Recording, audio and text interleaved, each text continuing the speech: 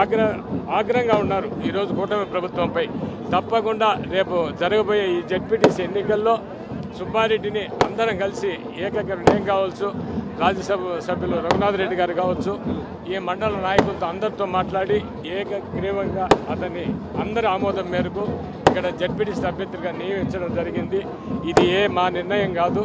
మా నిర్ణయాన్ని అధిష్టానానికి తెలిపి అధిష్టానం ఆమోదంతోనే ఈ అభ్యర్థిని నిలబెట్టడం జరిగింది. తప్పకుండా ఈ మండల నాయకులు కూడా ఇక్కడ ఎక్కడ చిన్న కూడా భేదాభిప్రాయాలు లేకుండా అందరి కలిసికట్టుగా పార్టీ అభ్యర్థి కోసం ఈరోజు పనిచేస్తున్నారు. తప్పకుండా వాళ్ళు ఎంత డబ్బు పంచా, ఎన్ని దుర్మార్గాలు చేసినా, ఎంత పోలీస్ యంత్రాంగాన్ని ఉపయోగించా కూడా తప్పకుండా ప్రజలు మన్ననలు ఎప్పుడు కూడా వైఎస్ఆర్ కాంగ్రెస్ పార్టీకి ఉంది. వైఎస్ఆర్ కాంగ్రెస్ పార్టీ అభ్యర్థి సుబ్బారెడ్డి గారు ఒక మంచి మెజార్టీతో ఆ రోజు శాసనసభలో నాకు వచ్చిన మెజార్టీ కన్నా ఎక్కువ మెజార్టీ సాధిస్తారని పూర్తి నమ్మకం ఉంది, విశ్వాసం ఉంది. జోహారు వైఎస్ఆర్, జై జగన్. వైఎస్ఆర్ కాంగ్రెస్ పార్టీ ఒంటిమిట్ట జెడ్పీటీసీ అభ్యర్థి సుబ్బారెడ్డి కోసం విజయం కోసం ఎన్ఆర్ఐలు కూడా తరలివచ్చారు. వాళ్ళు కూడా ప్రచారంలో పాల్గొంటారు. మనతో పాటు కొంతమంది ఎన్ఆర్ఐలు ఉన్నారు. వారితో కూడా మాట్లాడే ప్రయత్నించుదాం. మీరు ఎక్కడి నుంచి వచ్చారు? ప్రచారం ఎట్లా కొనసాగుతాం? నేను టోటల్గా గల్ఫ్ కన్వీనరు. అన్ని గల్ఫ్లో ఎన్ని దేశాలు ఉన్నాయి, కువైట్, ఖతర్, బహ్రెయిన్ అన్నీ తిరుగుతూ ఉంటాను. గత 6 రోజుల నుంచి మేము ప్రచారం చేస్తున్నాము. నిజంగా అన్యూన్య ఇది ఉండాలి ప్రజల్లో. కానీ ఈ కూటమి అరాచకాలను భయపడుతున్నారు.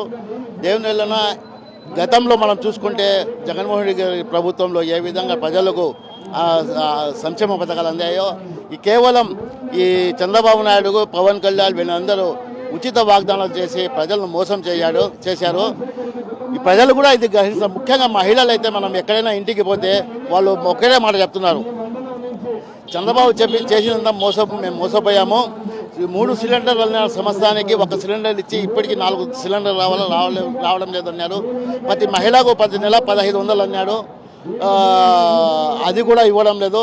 ఇలాంటి చాలా ఎన్నో సంక్షేమ పథకాలు చెప్పి మోసం చేశారు ప్రజల్ని.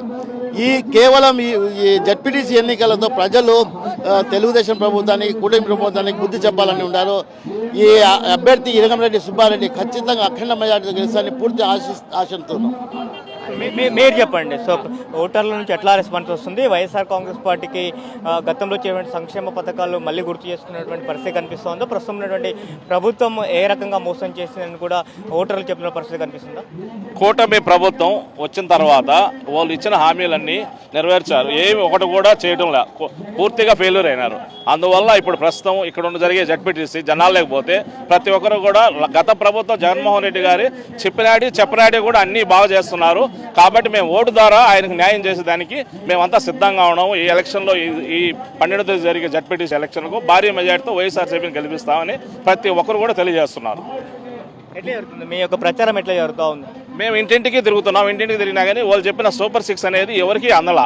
సూపర్ 6 ఎవరన్నా అడిగినారంటే అక్రమ అరెస్టులు అనేటివి చూపిస్తున్నారు, లేదా ఏదన్నా చైనా అనేది ఏమన్నా బినామీ ఏమన్నా ఉండేది కొన్ని చెప్తున్నారు తప్ప సూపర్ 6 అనేది ఎక్కడా పూర్తి స్థాయిలో జరగడం లేదు. ఇక్కడ ఒంటిమిట్ట జెడ్పీటీసీ స్థానాన్ని వైఎస్ఆర్ కాంగ్రెస్ పార్టీ కైవసం చేసుకుంటుందా? ఒంటిమిట్ట, పులివెందుల 2 భారీ మెజార్టీతో వైఎస్ఆర్సీపీ గెలుస్తుంది. ఈ 12వ తేదీ ఎలక్షన్లో ప్రతి ఒక్కరు కూడా స్వచ్ఛందంగా ఓట్లు వేసి జగన్మోహన్ రెడ్డి గారికి 2 గెలుపులు ఇచ్చి భారీ మెజార్టీ అద్భుతంగా అందిస్తారని తెలియజేస్తాం అందరికీ కూడా. ఇది చూసుకోవచ్చు.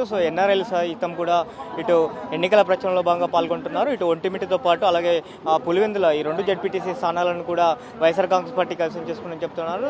ఓటర్ల నుంచి వైఎస్ఆర్ కాంగ్రెస్ పార్టీకి విశేష స్పందన వస్తుందని చెప్తున్నారు. గతంలో కూటమి ప్రభుత్వానికి ఓటు వేసి మోసపోయాము అనేటువంటిది ఓటర్లు చెప్తున్న పరిస్థితి కనిపిస్తున్నటువంటిది అయితే ఇటు వైఎస్ఆర్ కాంగ్రెస్ పార్టీ నేతలు చెప్తున్న పరిస్థితి. Video journalist Srikanth, correspondent Dilip, Sakshi news, Ontimitta, YSR Kadapa జిల్లా నుంచి.